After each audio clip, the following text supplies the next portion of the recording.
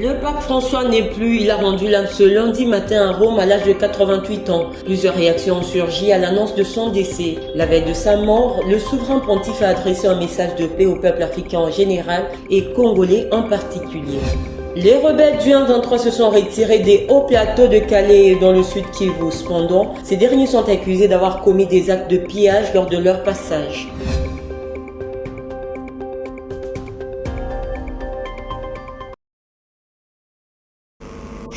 Très heureuse de vous retrouver en ce début de semaine pour vous informer de partout où vous êtes. Bonsoir et bienvenue à la une de l'actualité. L'Église catholique en deuil. Le pape François est mort ce lundi 21 avril à l'âge de 88 ans. L'annonce de son décès a été faite par le Vatican à travers un communiqué. Le souverain pontife était à la tête de l'Église catholique depuis le 31 mars 2013. On en parle avec Rachel Adassaliwala. Carissimi fratelli e sorelle, con profondo dolore devo annunciare la morte del nostro Santo Padre Francesco.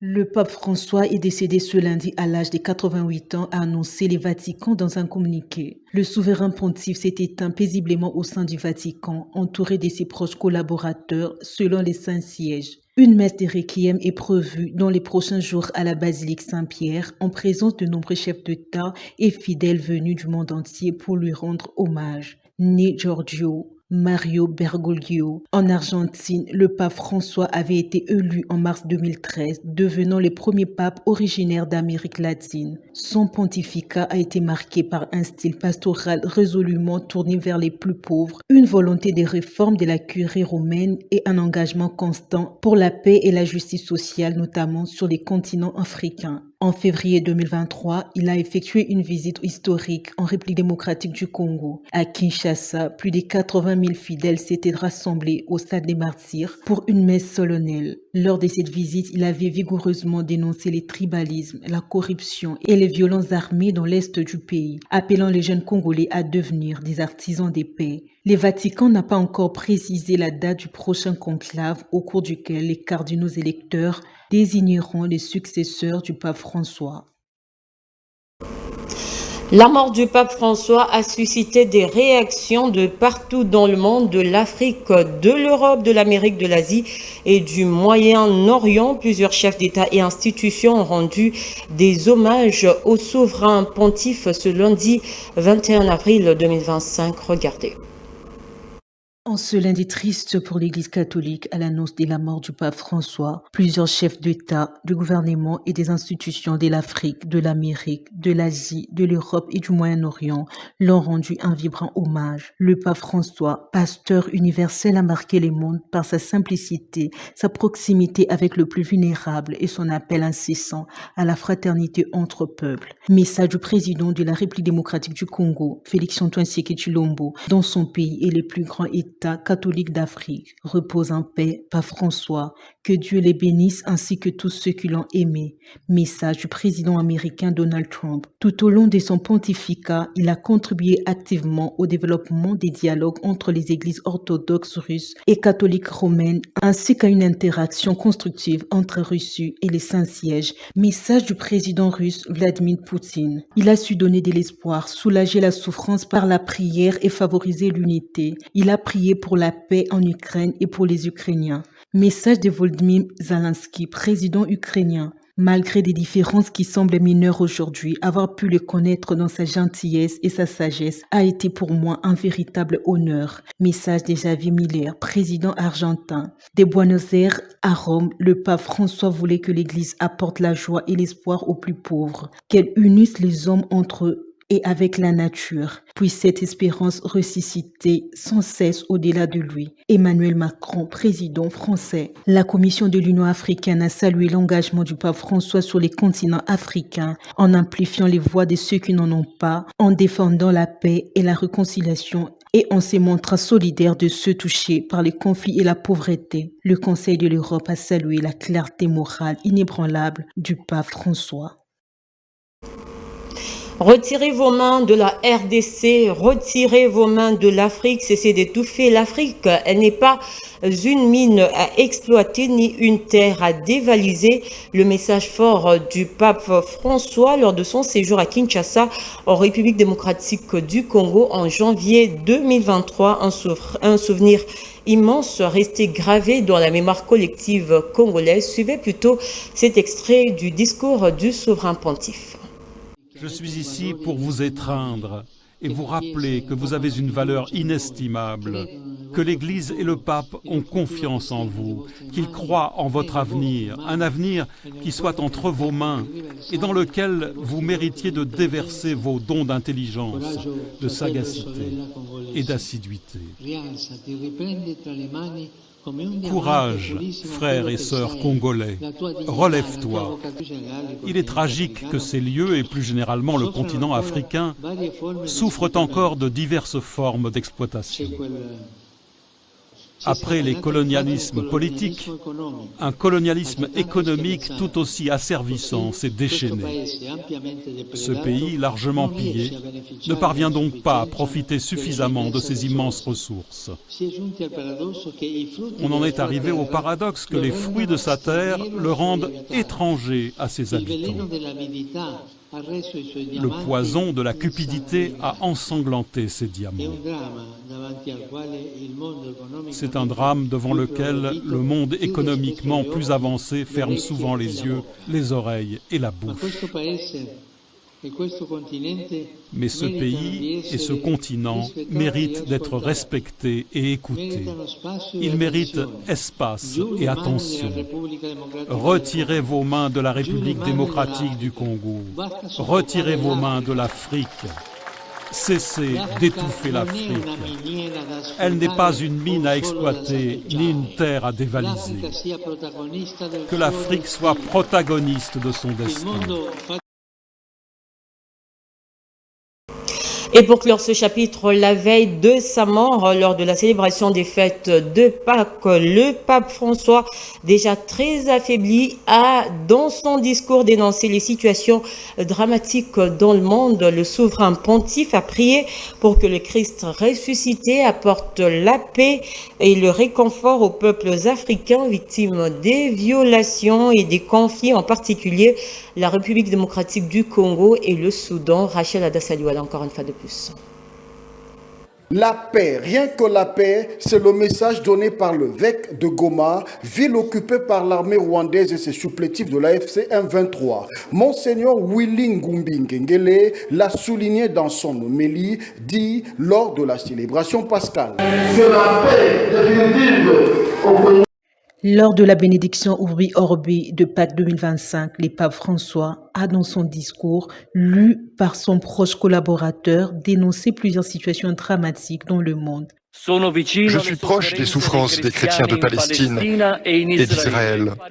En même temps, mes pensées vont à la population et en particulier à la communauté chrétienne de Gaza, où le terrible conflit continue de semer la mort et la destruction et de provoquer une situation humanitaire dramatique et ignoble. Le souverain pontife a par la même occasion adressé une prière à Dieu pour le peuple d'Afrique, particulièrement ceux de la République démocratique du Congo et du Soudan, victimes des violations et des conflits. Que le Christ ressuscité, notre espérance, accorde la paix et le réconfort aux populations africaines victimes de violences et de conflits, en particulier en République démocratique du Congo, au Soudan et au Sud-Soudan. Il a conclu par un vœu, croire en la fraternité. Il faut dire qu'au cours de sa vie, le pape François n'a cessé de défendre les réfugiés victimes de la guerre. Restons en religion pour parler des prélats de l'Église catholique qui réitèrent le rappel à la paix, au dialogue et au vivre ensemble. Ils l'ont fait lors de la célébration pascale à Goma, une ville occupée par les terroristes du 23, et à Kinshasa. Le cardinal Fridolin Ambongo est même allé jusqu'à demander aux Congolais de placer leur espérance en Dieu. Patrick Issot. La paix, rien que la paix, c'est le message donné par l'évêque de Goma, ville occupée par l'armée rwandaise et ses supplétifs de l'AFC M23. Monseigneur Willy Ngumbi Ngengele l'a souligné dans son homélie, dit lors de la célébration pascale. Que la paix définitive au Congo est possible, que la réconciliation entre les Congolais est possible, que la fraternité entre les Congolais est possible. À Kinshasa, c'est le cardinal Fridolin Ambongo qui s'est adressé aux Congolais. Dans une célébration eucharistique pascale, l'archevêque métropolitain de Kinshasa a invité les Congolais de tous bords à placer leur espérance au Créateur et surtout à cultiver le vivre ensemble pour le bien de tous. J'encourage les uns et les autres à adhérer avec ferveur au pacte social pour la paix et le bien-vivre que propose l'Église catholique, la SEMCO et l'Église protestante comme chemin de sortie pour faire croître la paix entre nous et surtout le vivre ensemble harmonieux. Ces appels à la paix constituent un engagement pour les princes de l'Église catholique à tenter de désamorcer la crise qui secoue le pays depuis 30 ans. Sécurité, je l'ai dit tantôt, les rebelles du 23 sont accusés d'avoir commis des actes de pillage dimanche 20 avril lors de leur retrait des hauts plateaux de Kalehe dans le sud Kivu. Des témoins rapportent que lors de leur passage, ils ont systématiquement dévalisé les kiosques et boutiques du centre commercial Rachel Dastaluela. Selon des sources locales, des mouvements massifs des combattants du M23 ont été observés depuis le haut plateau des Kalehe, notamment à Bouchakou 1, Bouchakou 2 et Kayeye. Lors de ce mouvement, les rebelles se sont livrés aux actes de pillage et extorsion. Des passants se sont fait voler leur téléphone, leur argent, tandis que d'autres, en particulier de jeunes, ont été forcés de transporter les bagages de rebelles. Par ailleurs, des habitations situées le long de la route nationale numéro 2, RND, ont été pillées. Certains témoins affirment que le rebelle aurait largué des bombes et tiré des coups de feu nourris, contraignant les habitants à rester cloîtrés chez eux. Des sources concordantes indiquent que le combattant Wazalendo ont riposté en engageant des affrontements avec le M23 pendant au moins 1 heure dans la localité d'Irambo. Un jeune homme d'une trentaine d'années a été tué par balle dans l'enceinte de la paroisse catholique d'Irambo-Kalehe à la suite de ces violences. Après les combats, les rebelles ont poursuivi leur progression vers l'aéroport de Kavumu, causant d'autres destructions sur leur passage. Les installations du patrimoine mondial du parc national des Kaouzi-Biega ont été vandalisées à Chivanga, dans les territoires des Kabaré, selon des défenseurs des droits humains. La MONUSCO poursuit son appui au processus de réintégration des ex-combattants à Beni dans le Nord Kivu. C'est une opération menée en collaboration avec la coordination provinciale du programme de désarmement, mobilisation et réinsertion communautaire et stabilisation. Le coordonnateur principal du dit processus de la MONUSCO, Khaled Ibrahim, a réaffirmé la volonté de la mission à contribuer à une paix durable dans l'Est de la République démocratique du Congo. Regardez.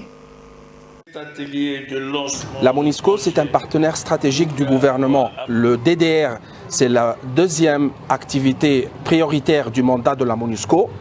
On est là pour appuyer le PDDRCS dans toutes les phases de la stratégie, à partir du désarmement, de la démobilisation, la sensibilisation, l'analyse des dynamiques des conflits. Bref, nous travaillons en étroite collaboration. On a beaucoup de structures et des mécanismes de coordination à tous les niveaux, stratégiques, opérationnels et même dans la mobilisation de ressources.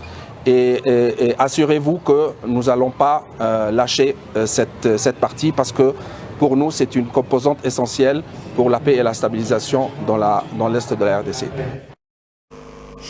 En infrastructure, la 9e édition de l'Expo Béton qui s'est tenue à Lubumbashi a répondu aux attentes du gouvernement central. La première ministre l'a relevé dans son discours de clôture le week-end dernier. Judith Soumino a salué l'initiative des organisateurs au nom du président de la République. Patrick Issou nous en parle.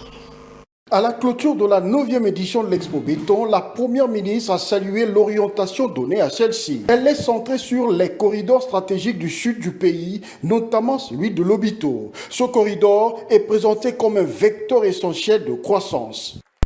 Alors que s'achève cette 9e édition d'Expo Béton, je tiens, au nom du président de la République, son Excellence, M. Félix Antoine Tshisekedi, et du gouvernement que j'ai l'honneur de diriger, à adresser mes vifs remerciements à tous les acteurs et à féliciter les organisateurs qui ont contribué au succès de cet événement majeur. Ces journées de réflexion, d'exposition et de collaboration ont confirmé le rôle clé d'Expo Béton en tant que point de convergence stratégique pour le développement urbain, les infrastructures et les zones économiques spéciales de notre pays. Le corridor de Lobito, cœur du thème de cette édition, s'impose désormais comme un levier majeur de transformation économique, d'intégration régionale et de création d'emplois le long de son tracé. Je souhaite exprimer mes sincères félicitations qui jouent un rôle essentiel dans ce processus de développement en tant que moteur indispensable de croissance. Votre participation active aux projets de développement majeurs, tels que le corridor de Lobito, témoigne pleinement votre rôle crucial dans la création de richesses et d'opportunités pour notre jeunesse, à laquelle je souhaite adresser un message d'encouragement et d'espoir. Un rendez-vous annuel consacré à la réflexion sur les infrastructures, l'urbanisme et le développement économique de la République démocratique du Congo. Pour cette année, Expo Béton s'est penché sur projets à développer et opportunités d'affaires. L'engagement du secteur privé, des partenaires étrangers et de la jeunesse dans le développement de la République démocratique du Congo, salué par la première ministre Judith Soumino, a même qualifié les jeunes Congolais de bâtisseurs de demain. C'était à la clôture de la 9e édition d'Expo Béton à Lubumbashi. Regardez. Poursuivant son intervention, la chef du gouvernement central a souligné l'engagement du secteur privé congolais, celui des investisseurs étrangers et même de la jeunesse. Judith Soumino considère cet engagement comme le pilier du développement de la RDC. Je tiens à souligner ici l'importance d'un partenariat stratégique entre le monde universitaire, les institutions publiques et le secteur privé. C'est dans cette collaboration tripartite que naîtront les pôles économiques d'avenir, ancrés dans nos territoires et portés par la recherche appliquée, les investissements ciblés et une gouvernance publique et efficace. Ensemble, nous pouvons créer des écosystèmes d'innovation capables de répondre aux défis de notre époque et d'accélérer la transformation structurelle de notre économie. Le corridor de Lobito symbolise cela parfaitement. La première ministre s'est particulièrement adressée à la jeunesse. Pour Judith Soumino, elle est celle qui va bâtir la RDC de demain. À vous, très jeunes Congolaises et Congolais, qui vous impliquez dans la recherche géologique, l'innovation, les infrastructures, la création de valeurs économiques et de nombreux secteurs à fort impact structurant pour notre pays, je tiens à vous dire ces mots. Vous êtes les bâtisseurs de la République démocratique du Congo de demain. Votre inventivité et votre courage, ainsi que votre sens du devoir et votre engagement inébranlable, sont des fondations sur lesquelles notre pays s'appuie pour assurer un avenir durable et florissant. La chef du gouvernement central a fini par encourager les organisateurs de l'Expo Béton, particulièrement le sénateur Jean Bamanissa. Elle l'a qualifié d'artisan déterminé du progrès.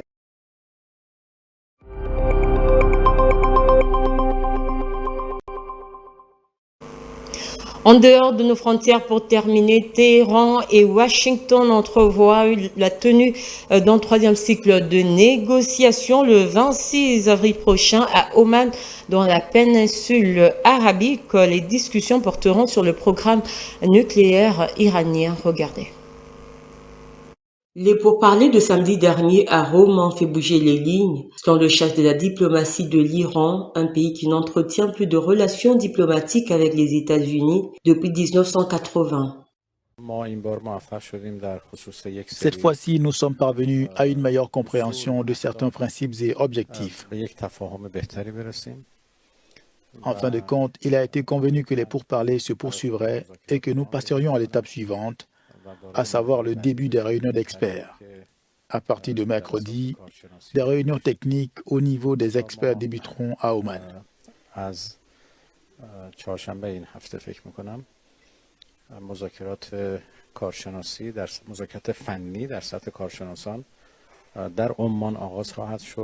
Cette réunion en Italie a eu lieu une semaine après de premiers échanges à Oman, qualifiés de constructifs par les deux pays. Mais certains experts n'en espéraient pas grand-chose. Cependant, elle pourrait être utile pour établir le cadre des futurs pourparlers, en particulier en termes de calendrier, et pour clarifier les demandes des deux parties. Du côté américain, il s'agit notamment de définir les limites à l'enrichissement de l'uranium et au stockage d'uranium. Du côté iranien, il est nécessaire de ratifier l'accord par le biais du Congrès américain afin de s'assurer qu'il ne sera pas révoqué par un futur président. Depuis son retour à la Maison-Blanche en janvier, le président américain Donald Trump a relancé sa politique dite de pression maximale contre l'Iran. Ainsi se referme cette session d'information. En voici le rappel des grandes lignes. Le pape François n'est plus, il a rendu l'âme ce lundi matin à Rome à l'âge de 88 ans. Plusieurs réactions ont surgi à l'annonce de son décès. La veille de sa mort, le souverain pontife a adressé un message de paix au peuple africain en général et congolais en particulier. Les rebelles du 1-23 se sont retirés des hauts plateaux de Calais et dans le sud Kivu. Cependant, ces derniers sont accusés d'avoir commis des actes de pillage lors de leur passage.